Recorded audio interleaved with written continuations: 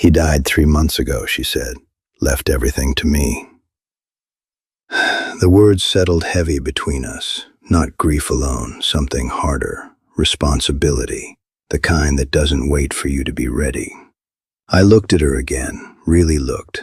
Not just a victim tied to a fence, someone standing in the way of something valuable. They want the water, I said. She nodded. The creek runs through the north pasture. In dry seasons, it's the only steady source for miles. That was it. Not land. Leverage. And your signature makes it theirs, I said. It makes it look legal. I let out a slow breath, tasting dust and iron. Then we don't let it stay quiet. She frowned. What does that mean? It means we don't fight them in the field, I said. We drag them into town.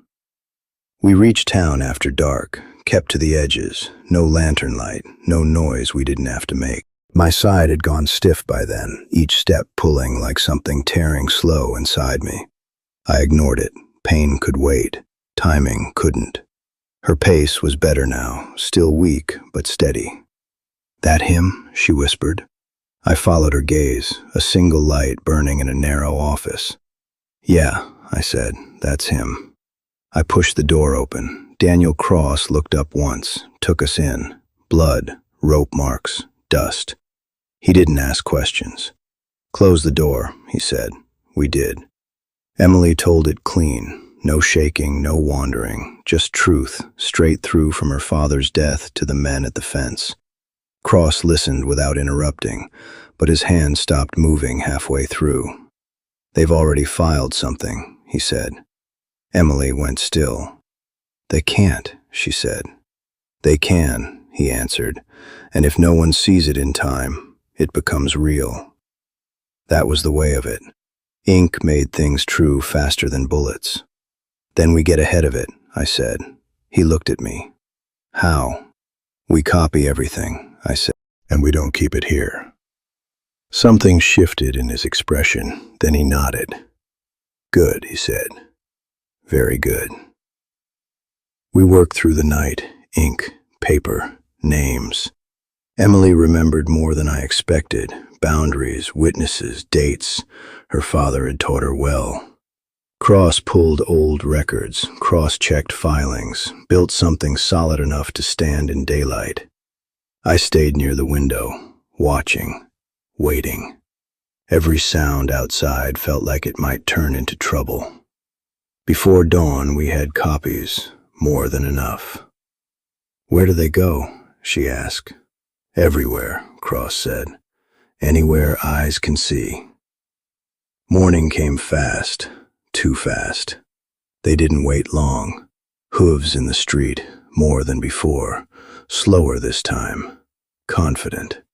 The sheriff walked in like he owned the place. 2 deputies behind him. A clerk trailing, nervous. Miss Carter, the sheriff said, you've made things complicated. Emily stepped forward. No, she said. You did. He smiled, thin and empty. That's not how the record will read. Cross moved then, opened the door wide. Let's make sure it does, he said. People were already gathering. Word had spread. Farmers, storekeepers, a preacher, men who needed water, women who had seen too many quiet injustices pass like weather. Cross held up the papers. Fraud, he said, signed and stamped. The word landed hard. The clerk broke first. His grip failed. Papers slipped, hit the floor. I watched the sheriff. For the first time, he didn't look certain. Emily stepped forward again, held up her wrists, still marked, still raw. You wanted this, she said. Look at it. No one spoke. That silence did more damage than any gun. It didn't end with a shot. That's what made it stick. The sheriff was removed, quietly at first, then not so quietly when more names surfaced. The clerk talked, others followed. Turns out Emily wasn't the first, just the first who didn't break. A week later, I rode back past her land. The fence was new, straight, strong. Men were working, neighbors, not hired hands, people who had decided something mattered. She stood near the creek, not watching, working. When she saw me, she stopped, raised a hand. Simple, steady. I didn't ride in, didn't need to. Some things fix themselves once they're seen. I turned the horse, kept moving. Behind me, the water kept running, and the field where I found her was just a field again. No rope, no waiting, no silence left in it.